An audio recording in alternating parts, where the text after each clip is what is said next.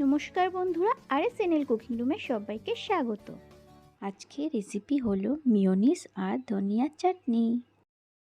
চলো শুরু করা যাক। প্রথমে একটা মিক্সি নিয়ে নিয়েছি, তার মধ্যে 1 কাপ দুধ দিয়ে দিচ্ছি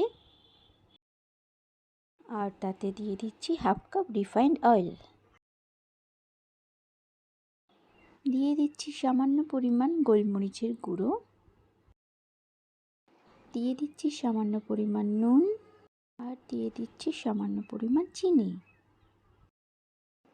এবার এটা ঢাকা দিয়ে ভালো করে ব্লেন্ড করে নিতে হবে। ব্লেন্ড করতে করতে সামান্য পরিমাণ রিফাইন্ড অয়েল দিয়ে দিতে হবে, তাহলে মিয়োনিজটাও খুব ভালো হবে আর ঘন হবে।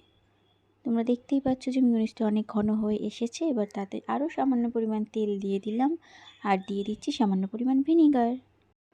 আবারও মিক্স করে নিলেই রেডি হোমমেড মিয়োনিজ।